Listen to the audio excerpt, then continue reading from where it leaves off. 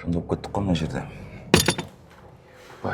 Бүгін сіздерге осылай как дос сияқты көлікте жүріп бара жатып 90 күнде өзіңді танымастай етіп өзгерудің, яғни мені ең қатты өсірген 3 амалдарды айтып беретін боламын. Ол амалдарды мен қолданған, менің жұмысымда болсын, өмірімнің бір кезеңінде өте қатты скачокты алып келген бір 3 амал бар. Каналға тіркеліңіз, инстаграмыма тіркеліп алыңыз. Есімім Нұрсерік, жасым 23-те, контент-мейкермін, бірнеше миллионник блогерлермен, бірнеше миллиондаған обороттары бар кәсіпкерлермен, эксперттермен жұмыс жасадым. Әлі де жұмыс жасап келемін. ютубқа қош келдіңіздер.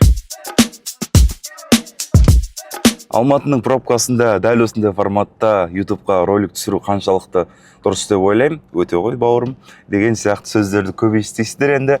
Ең бірінші амал мені скачокқа итермелеген бұл ортаны түзеу. Менің өмірімде бір кезеңдерде даже мен өзімнің достарыммен сөйлеспей кеткен моменттер болды. Араласпай кеткен моменттер болды. Бірақ мен массово призывать етпеймін, конечно же, араласпай кет, қазіргі достарыңды лақтырып кет, таста вообще сөйлеспей дегенге. Бірақ менің өміріме какой-то бір септігін плюсы да и минусы да болды. Плюс жағынан, материальный жағынан өстім. Мен өзімнің дәл сол ортамда араласып жүрмін, сөйлесіп жүрмін, приколстасып күшті, бәрі круто. Бірақ та мен ол жерде өзім сияқты балдар. Басқа ортада мен как бы ең төмен адам сияқты болуым керек еді. Сіздің қазіргі ортаңызда достарыңыз бар, класстастарыңыз бар, группаластарыңыз бар. Күшті дегенмен де саморазвитиеда, даму жолында какой-то бір момент болады. Және одан қашу білмеймін қаншалықты дұрыс. Бір моменттерде өзіңіздің ортаңызбен араласпай кетесіз. Өйткені сіз дәл сол ортадағыдай идеямен ауырмайсыз. Сіздің уже басқа нәрсені қалайтыныңыз білініп тұрады. Басқа нәрсені сезетініңіз білініп тұрады. И дәл сол моментте мен ойлар едім кішкене басқа ортаға барып. Сен, сол ортада ең төмен болу керексің ғой. Сол кезде сен өзесің. Кәдімгідей дискомфортно болады. Чортпын ғой мына жақта. Не істеп жүрмін, не в своей тарелке сияқты. Әңгімелер, кетіп қалған. Как будто сен ғана лоқсың да ана жерде. Сондай бір момент, сондай бір эмоция болғанда, то знай, что сен дұрыс жердесің. Дұрыс жағынан айтып тұрып, материально болсын, духовно болсын, сен ең төменгі болу керексің әр ортада. Сол кезде сенде өсу тезірек болады. Және закон 33% деген бар. Сен 33% өзіңнен ең жоғарғы ортада болу керексің. Сен ол жақтан оқисың, үйренесің. Ол жақта сен в основном тыңдайсың, тыңдап отырасың. Екінші 33% ол өзіңмен бірдей орта.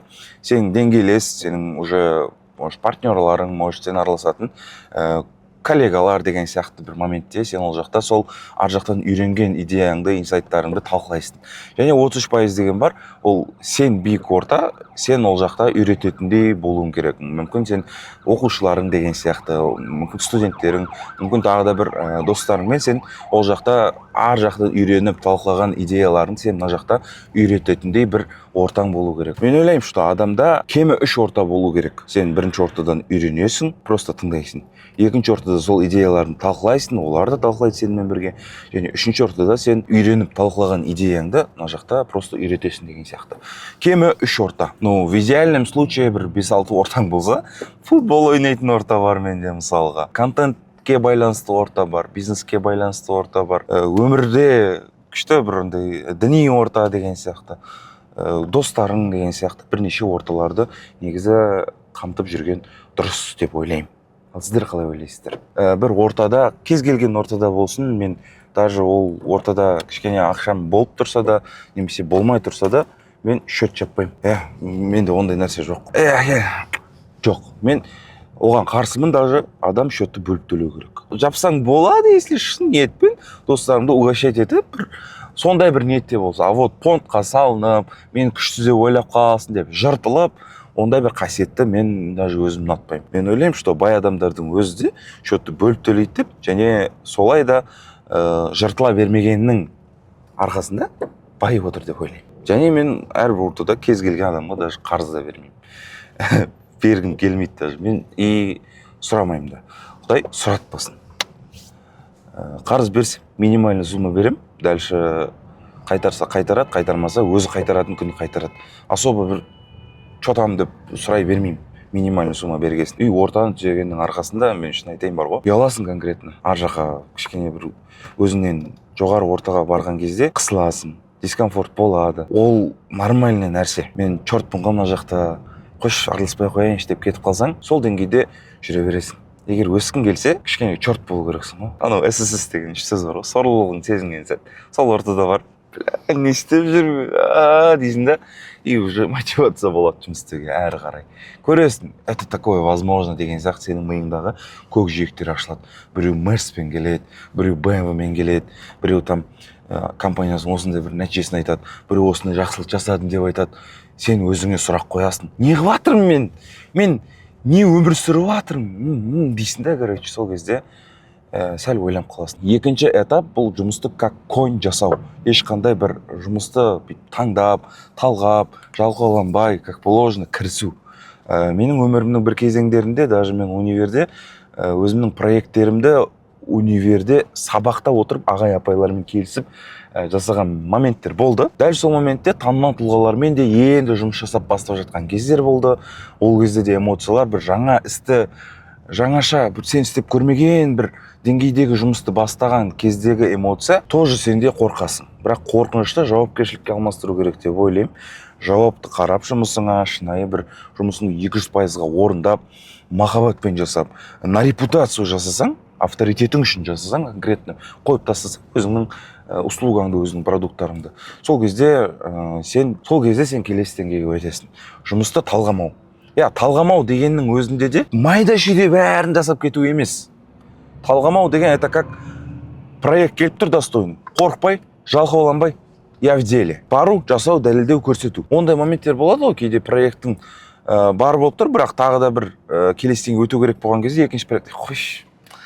Так нормально ғой, жүре берейінші, жетеді ғой деген моментте егер сенде уақыт болып, фокусың шынайы бөлініп, мына жақтағы жұмысыңа кері әсерін тигізбейтіндей екінші проект, үшінші проектке басыңды кіргізе алсаң, то go, родной, go. Это вызов для тебя. Выгораниядан қашып, өзіңмен өзің бір 300 мың теңгенің 500 мың теңге айналасында жүру ұнаймас саған. Зеленый кезінде танымал адамдармен енді жұмыс жасап бастағанда қарайсың да подписчик көп, сен әлі жас баласың, и аналардың аурасын сезесің, андай, мыналар өмірде қандай екен ғой, өмірде де бұлар адам екен ғой. Әйтпесе вообще мектеп оқушы кезінде дәл сол адамдарды инстаграмнан қарайсың ғой, бүйтіп возвышать етіп, деп кәдімгідей ше. Бірінші өмірінде көрген кезде сенде андай эмоция болады. Өмірде бұлар да біз сияқты адам екен ғой деген сияқты ше.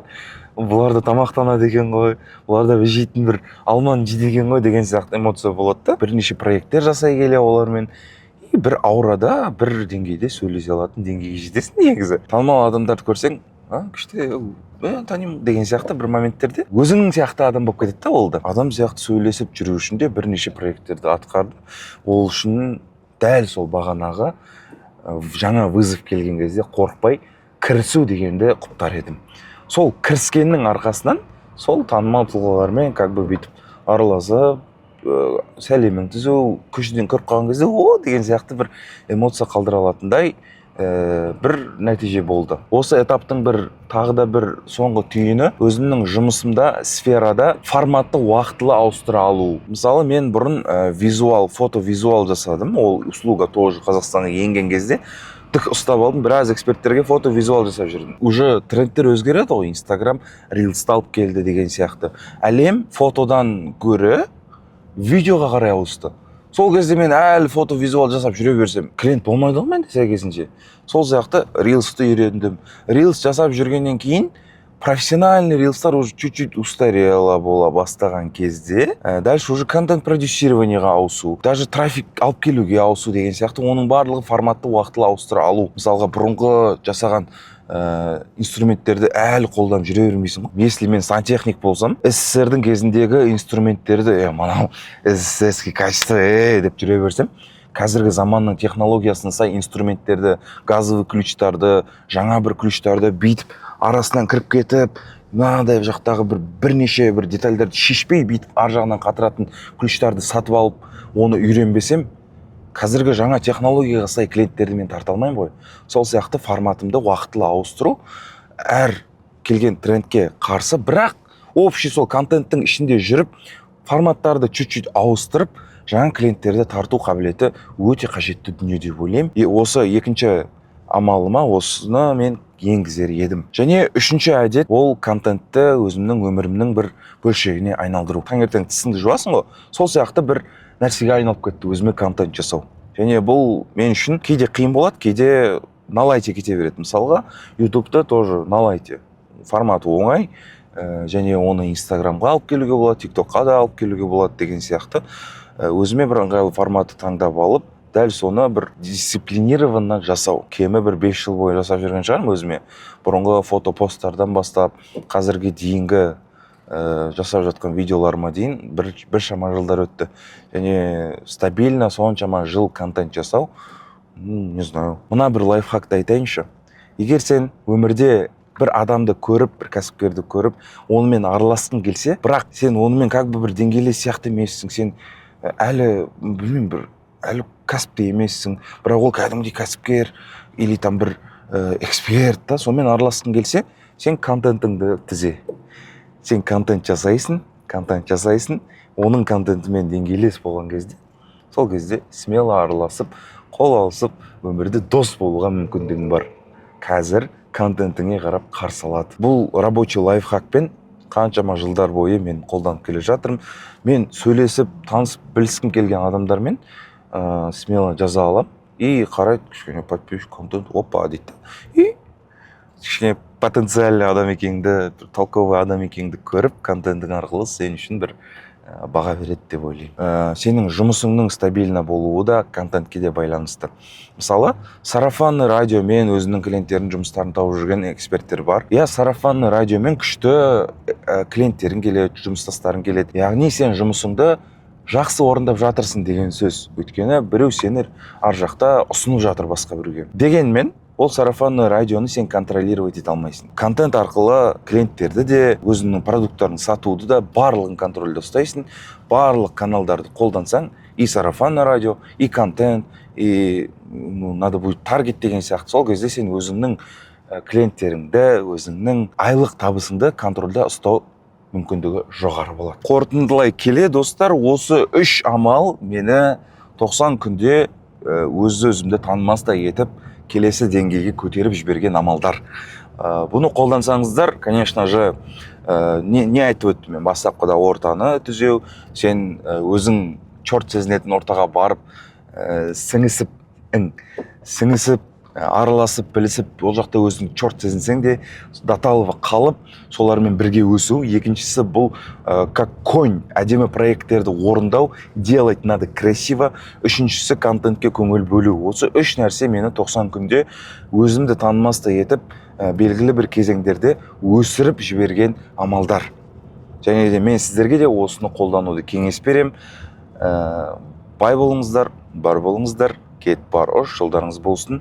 Төменде описанияда инстаграмыма тіркеліңіздер, консультацияға жазылыңыздар. Если контент жайлы ақпараттар, контент жайлы 2026-да контентпен қалай жақсы табыс табу керегін білгіңіз келіп, менен жасап жатқан дүниелерім, жасап жатқан контенттерім, жасап жатқан клиенттеріме контенттерім қалай бұл мына жерін білгім кеп тұр деген сияқты бір кеңес алғыларыңыз келсе, төмендегі нөмірге жазсаңыздар болады. Все, кет бар ош, жолдарыңыз болсын.